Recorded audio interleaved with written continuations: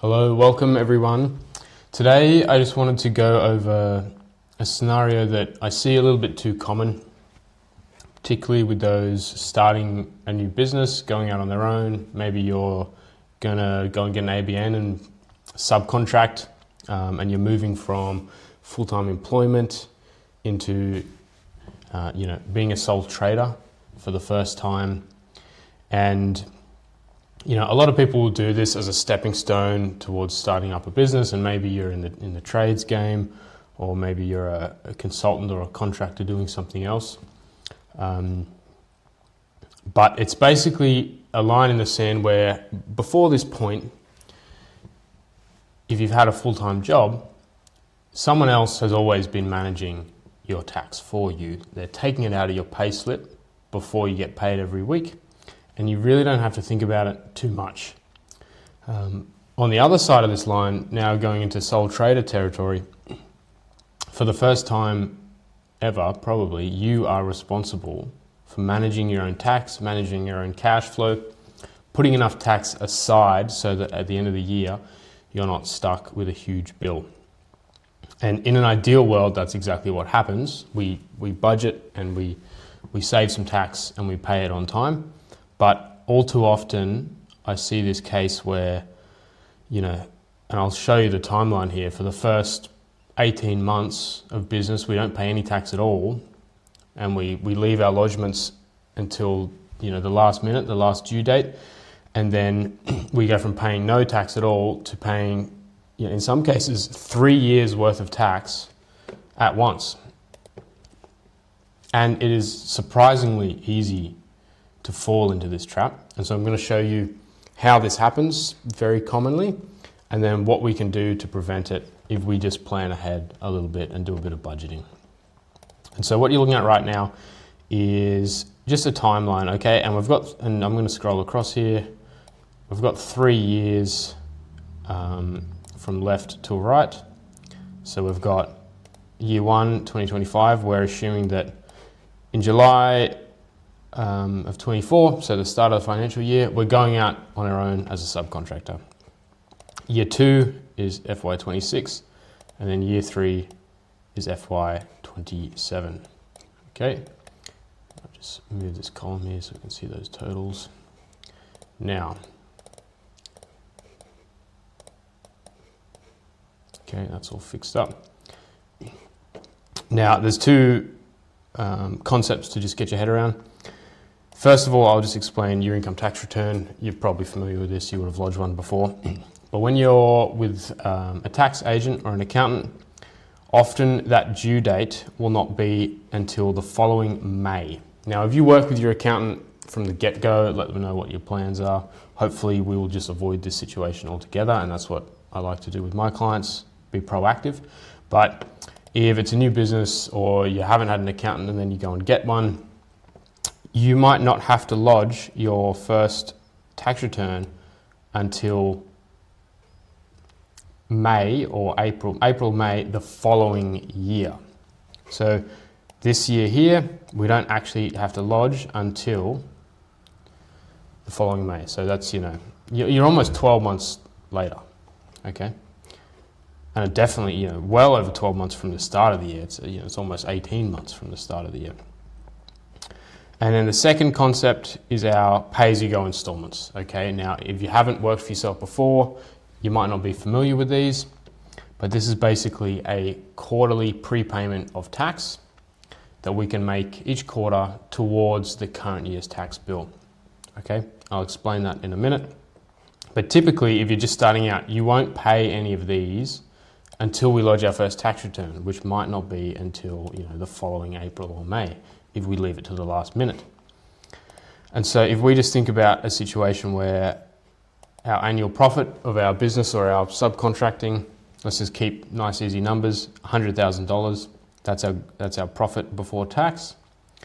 Based on your typical tax rates, your tax there is going to be just under $23,000, which means that our after-tax income, what we actually take home, is $77,000, okay?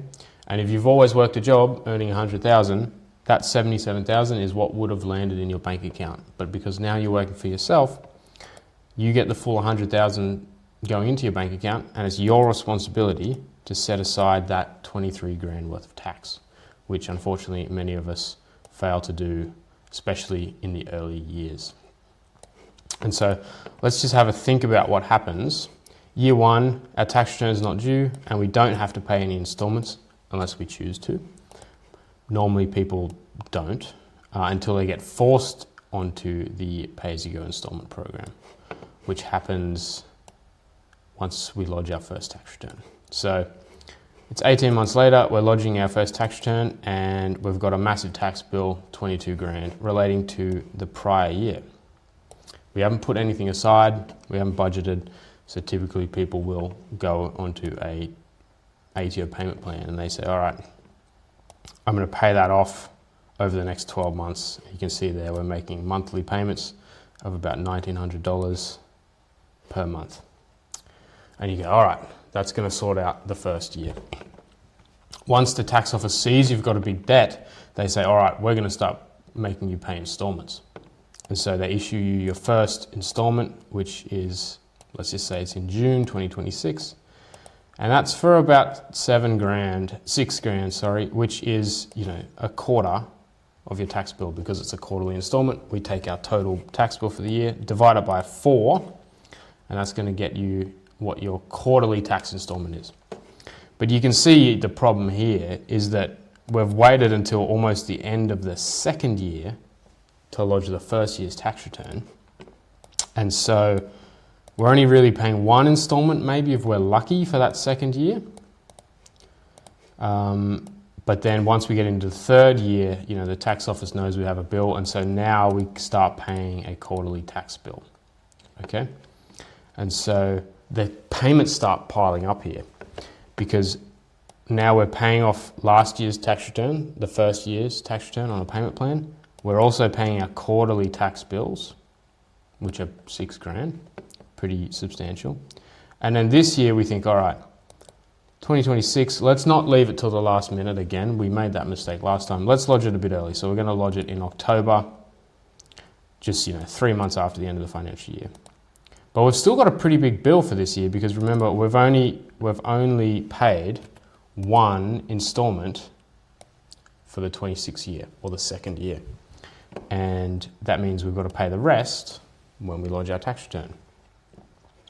And so we've still got 17 grand owing from the 26 year.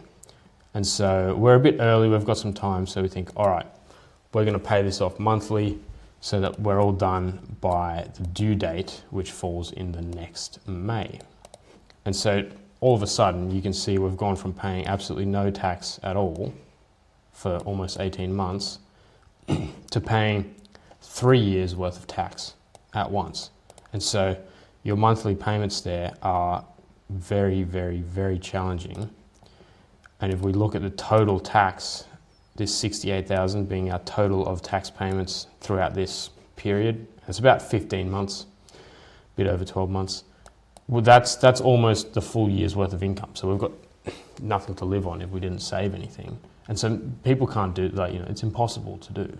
And so people might start missing these installments, they might start defaulting on the payment plan.